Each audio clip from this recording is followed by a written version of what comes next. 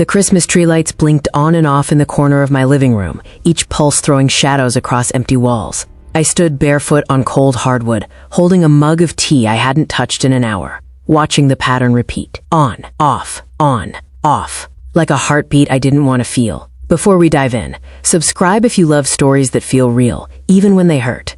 And drop your city or country in the comments.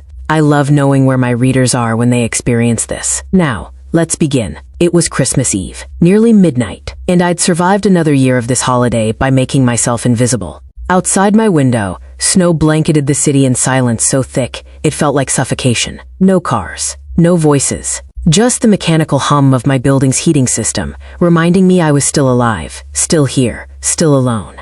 My phone lay screen down on the coffee table where I'd abandoned it after deleting 3 voicemails from my aunt without listening. She'd stopped asking me to visit after the 3rd declined invitation. Everyone had. After my parents died, I learned that grief makes you toxic to people who prefer their holidays cheerful. So I disappeared into a life small enough that disappointment couldn't find me. Safe. Empty. Mine. I was turning away from the tree when the knock came. 3 slow knocks. Not the hurried rapping of a delivery driver. Not the timid tap of a neighbor.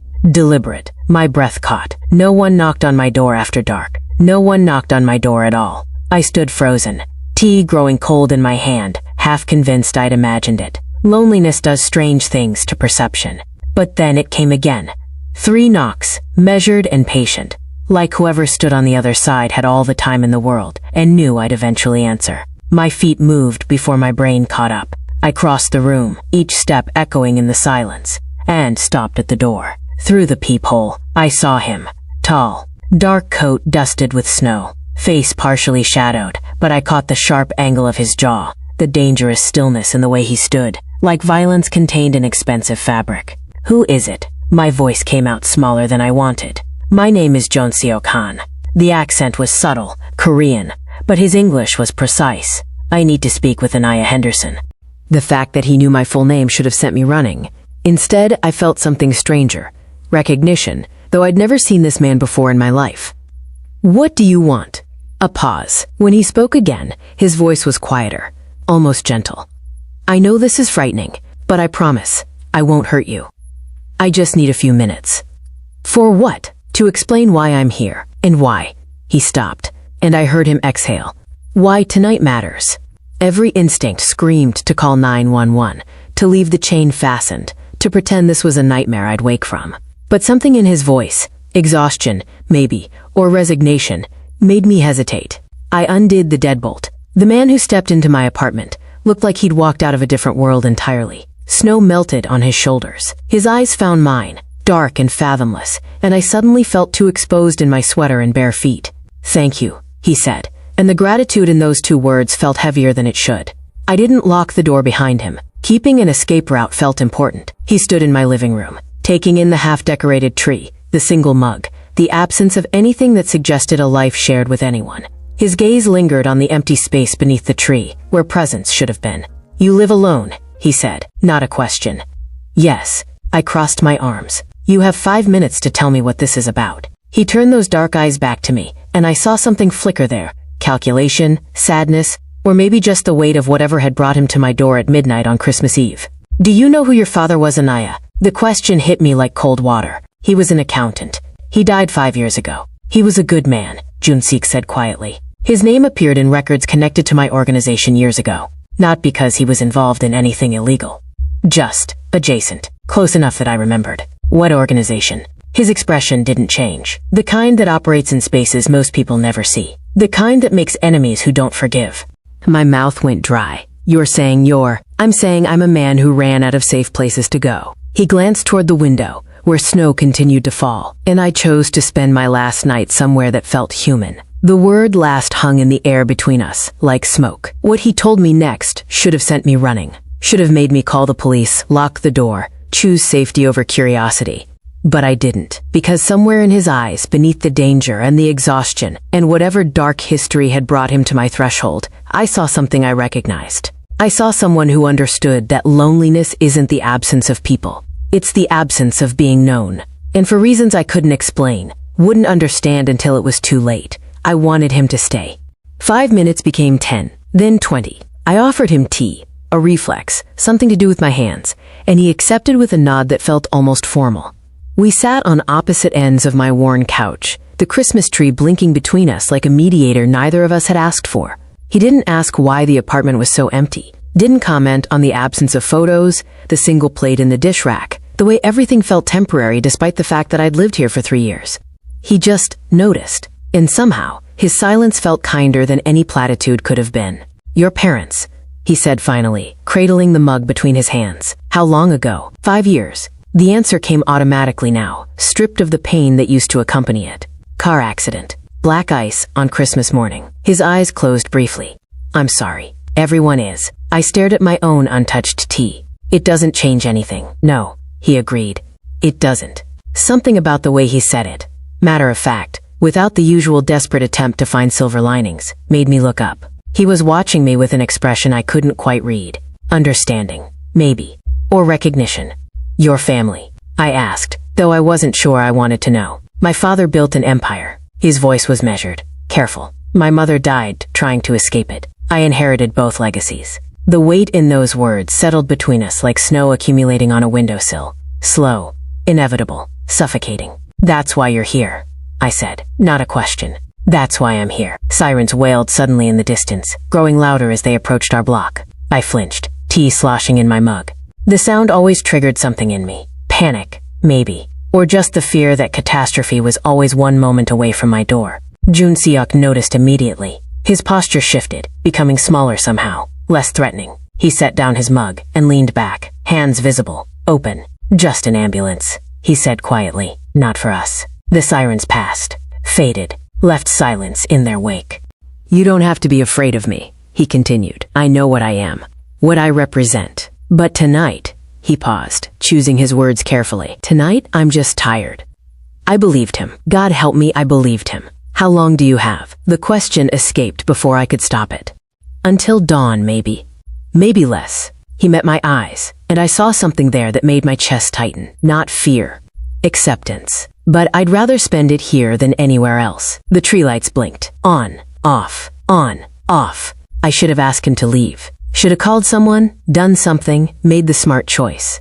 Instead, I heard myself say, "Then stay." His expression shifted. Surprise, then something warmer, more fragile. "Thank you, Anaya."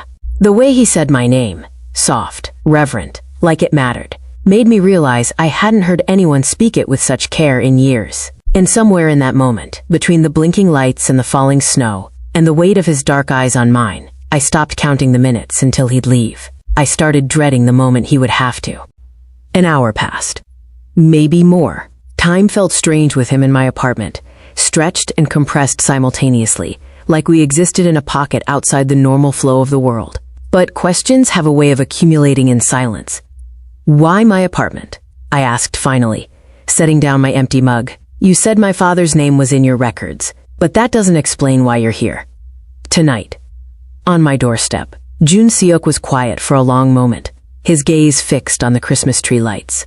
When he finally looked at me, something in his expression had shifted, a mask removed, perhaps, or a decision made. "Because I chose you deliberately," he said. The admission landed like a stone in still water. "I don't understand. 6 months ago, I started making arrangements." His voice was steady, clinical almost, like he was describing someone else's life. "Lists, accounts, people who would need protection after I was gone. Your father's file came across my desk during a review of old records." My chest tightened. "What kind of records?" "Financial consultations. Years ago, before you were born, he did work for a subsidiary company, legitimate work, accounting services. He had no idea who ultimately owned it."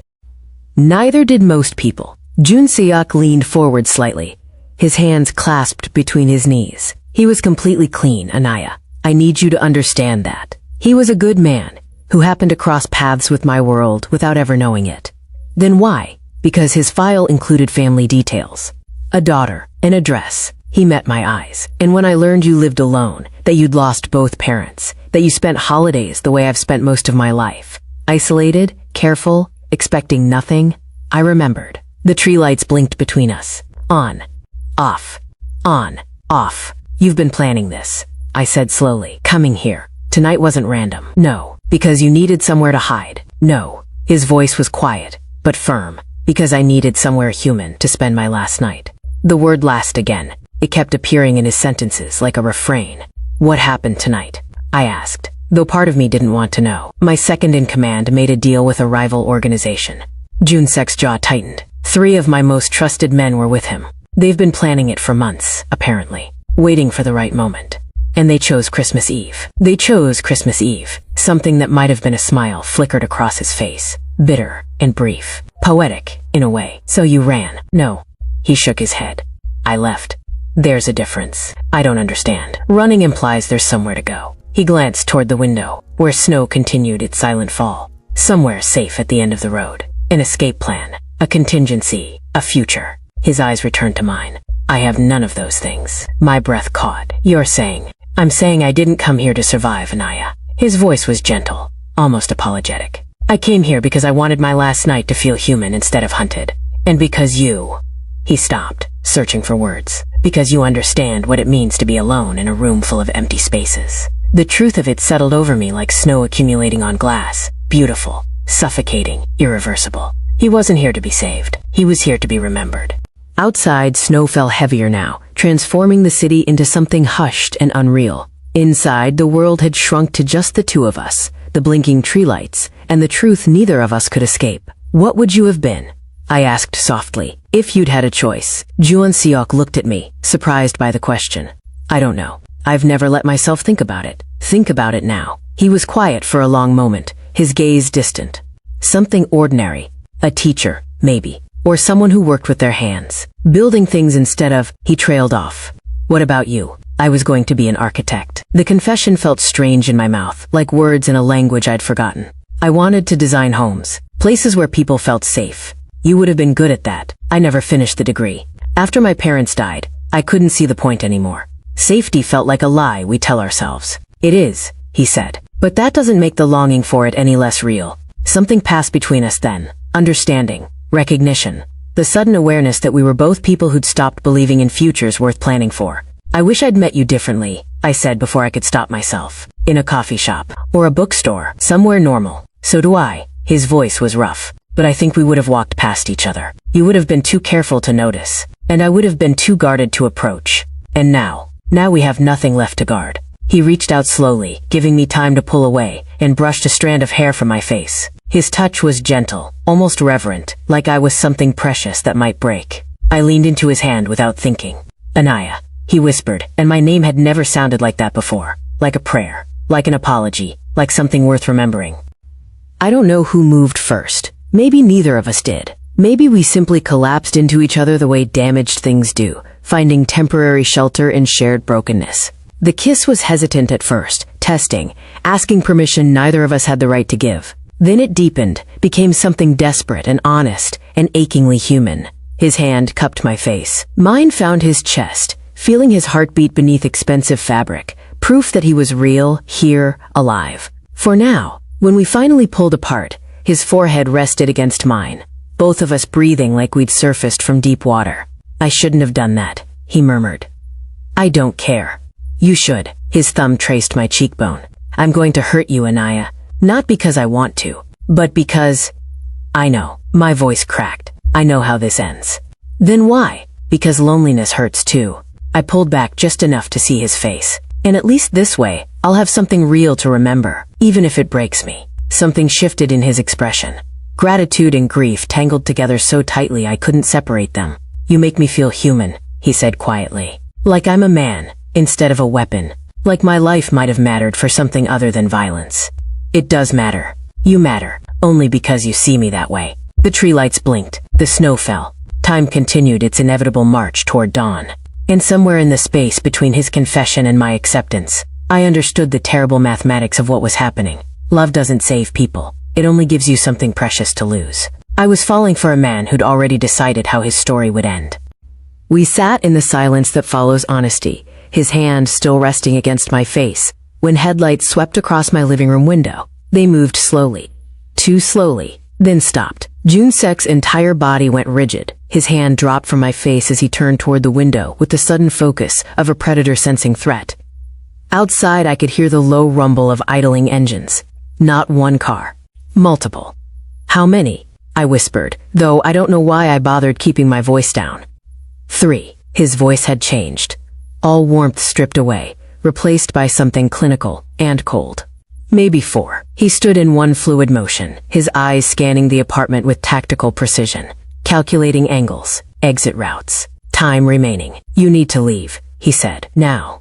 What? The fire escape. He moved to the window, staying to the side, not silhouetting himself. It leads to the alley behind the building. Go down, turn left, keep walking until you hit the main street. Don't look back. My heart hammered against my ribs. I'm not leaving you. Anaya. He turned to face me, and the expression on his face made my breath catch. It wasn't fear. It was certainty. They're here for me. If you're not in this apartment when they come through that door, you survive. It's that simple. And you? He didn't answer. Didn't need to. No. I stood, legs shaking but holding. No, I won't do that. This isn't a negotiation. His voice hardened. I came here to keep you safe, not to. You came here because you didn't want to die alone. The words burst out of me, raw and desperate. You said that. You wanted one night to feel human. Well, humans don't abandon each other when it matters. Something cracked in his expression. You don't understand what's about to happen. I understand that if you walk out that door, you're walking toward men who want you dead. My voice broke. I understand that I've spent 5 years being too afraid to let anyone matter, and I'm not doing it again. Not tonight. Anaya, I don't want you to be alone. The words hung between us like a confession, like a vow, like the most reckless thing I'd ever said. Joon-seok stared at me, and for a moment I saw everything he was feeling flicker across his face. Frustration, fear, something that looked terrifyingly like love. If you stay, he said quietly, I can't protect you from what comes next. I'm not asking you to protect me. I'm asking you to let me stay. Car doors opened outside, heavy footsteps on pavement. The deliberate, unhurried sound of men who knew their target had nowhere to run. Joon-seok's jaw clenched. He looked at me, then at the door, then back at me, and I saw the moment he made his choice. Get behind the couch, he said, his voice stripped of everything except command. Stay low. No matter what you hear, don't move until I tell you. Joon-seok, please. The word came out broken. If you won't run, then at least give me a chance to keep you alive. I moved behind the couch, heart pounding so hard I could feel it in my throat. The footsteps reached my floor, stopped outside my door. 3 slow knocks echoed through the apartment. Patient, deliberate, exactly like the ones that had started this night. Only this time, I knew what they meant. The door exploded inward, not with dramatic flair. No splintering wood or flying debris, just the efficient crack of a lock giving way, metal surrendering to force, and then they were inside. 3 men, dark clothes, weapons already drawn. Everything happened in the space between heartbeats. Joon-seok moved first, stepping forward with his hands visible, placing himself directly between the intruders and the couch where I crouched, frozen. His voice was calm, almost conversational. Not here, he said in Korean. I didn't understand the words, but I understood the tone. Negotiation. Misdirection. She has nothing to do with this. The man in front, older, gray threading through his hair, responded in the same language. His gun never wavered from Joon-seok's chest.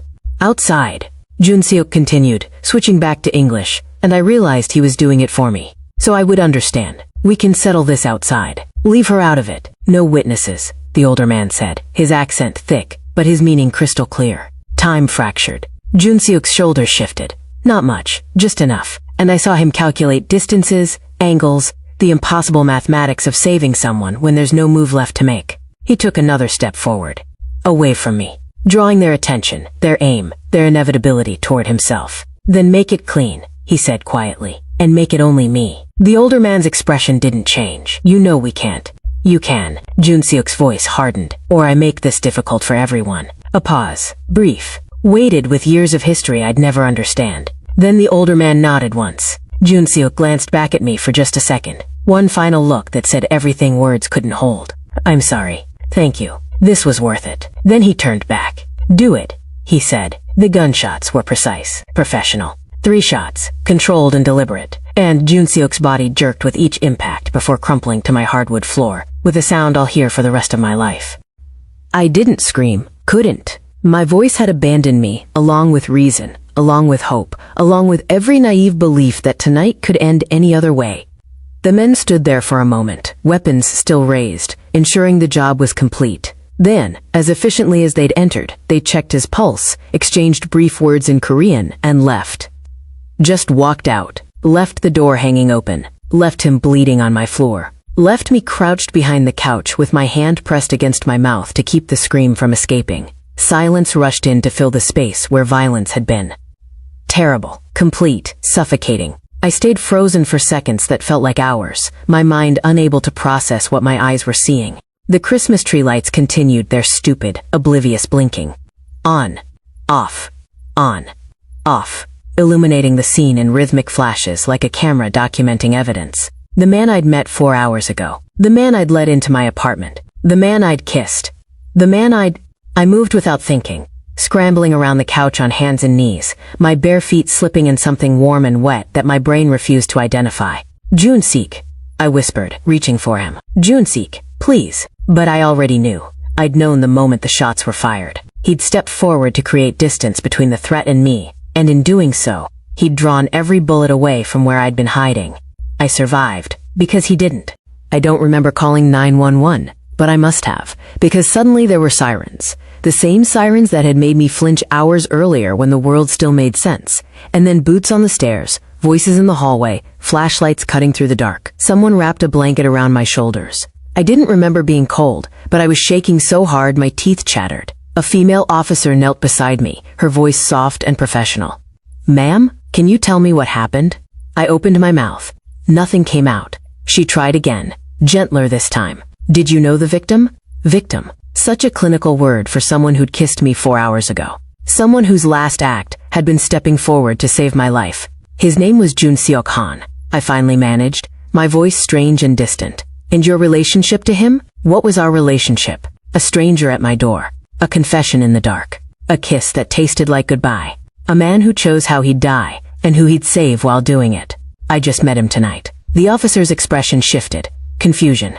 Maybe suspicion. She exchanged a glance with her partner. More questions followed, each one requiring me to shape the impossible into something that fit on a police report. Why did he come here? I don't know. Why did those men come? I don't know. Did you see their faces? Yes, no. I don't know. Eventually, a detective arrived. Older, tired-looking, with kind eyes that had seen too much. He sat across from me at my small kitchen table while Tex photographed the living room. He died instantly, the detective said quietly. I need you to know that. He didn't suffer. I nodded, because that's what you do when someone tells you a truth meant to be comforting, even when it doesn't comfort you at all. You're safe now, he continued. The people responsible, we're looking for them, but you're not in danger anymore. Safe. The words sat in my chest like a stone. They left as dawn broke. The police, the paramedics, the techs with their cameras and evidence bags. They took his body. Took statements. Took pieces of the night and tried to make them add up to something comprehensible. Then they left me alone. Again, the apartment felt emptier than it ever had before. The tree lights still blinked. Oblivious. Someone had cleaned the floor, but I could still see the faint stain on the hardwood where he'd fallen. Where he'd chosen to fall. I sat there for a long time, wrapped in the blanket that still smelled like official concern and institutional detergent, staring at nothing. Then I saw it. His coat, draped over the arm of my couch where he'd left it when he first arrived. Before the kiss, before the violence, before everything ended, my hands shook as I picked it up, the fabric expensive and heavy, still holding the faint scent of cedar and smoke, and the man who'd worn it. I shouldn't have gone through the pockets, should have given it to the police as evidence, but I did anyway. My fingers found paper, folded small, deliberate, like something prepared in advance. I unfolded it with trembling hands. 4 words in careful handwriting. Thank you for staying. The sob that tore from my throat was ugly and raw, and 5 years overdue, not just for him, but for my parents. For every loss I'd tried to survive by feeling nothing. For every moment I'd chosen safety over connection. He'd known this would happen, had known how the night would end, and he'd still written me a note to find after he was gone. 6 months passed. The city moved on the way cities do, indifferent to individual tragedies, absorbed in its own relentless rhythm. The investigation went cold. The detective stopped calling. The stain on my hardwood faded, until I was the only one who could still see it. But some things don't fade. When October arrived and stores began displaying Christmas decorations, I felt it like a physical blow. The twinkling lights, the artificial trees, the promise of joy and togetherness that I now knew could be shattered in 3 precise gunshots. I didn't decorate that year. Or the year after. My apartment remained bare, functional, a place to exist rather than live. The half-decorated tree I'd had that night went into the trash the day after the police left. I couldn't look at it anymore without seeing him standing beside it, studying the empty space beneath where presents should have been. I stopped answering my door at night. Didn't matter who knocked. Delivery drivers, neighbors, nobody. After sunset, my door stayed locked, my peephole unchecked. The sound of knocking, especially slow and deliberate knocking, sent ice through my veins. 3 knocks. I heard them in my dreams. Midnight became a haunted hour. I'd wake up exactly at 11:47 p.m., the moment he'd first knocked, and lie in the dark, listening to the silence, waiting for a sound that would never come again. My therapist said I was experiencing trauma. PTSD. Complicated grief. She gave me words for what I felt, techniques for managing it, gentle suggestions about moving forward. But how do you move forward from a night that rewrote everything you understood about connection and loss? I learned that loving someone, even for 4 hours, changes you permanently. It opens something inside that can't be closed again. A wound that never quite heals, because part of you doesn't want it to. Because the pain is proof that it was real. He was real. My coworkers noticed I was different, quieter, more distant. They stopped inviting me to things, the same way they had after my parents died, and I let them. It was easier than explaining that I'd spent one Christmas Eve with a man I'd never see again, and it had cost me whatever small capacity for trust I'd managed to rebuild. The note stayed in my nightstand drawer. I never threw it away. Thank you for staying. 4 words that meant, you gave me something in my last hours that I'd never had before. You saw me as human. You chose connection over safety, even when you knew the cost. In God, the cost. I thought I'd learned after my parents died that safety was all that mattered. That building a life so small nothing could touch it was the only way to survive. But Joon-seok taught me something different. In the space of one impossible night, safety without connection isn't living. It's just waiting to die without having ever been truly alive. And yet, connection sometimes costs everything. On Christmas Eve, exactly 1 year later, I stood in my apartment at midnight. No tree, no lights, no pretense that this holiday meant anything, except an anniversary of the night everything changed. I didn't hear the knock, but I felt it, an echo in my chest, a ghost of sensation, the memory of 3 slow knocks that had opened a door I could never fully close again.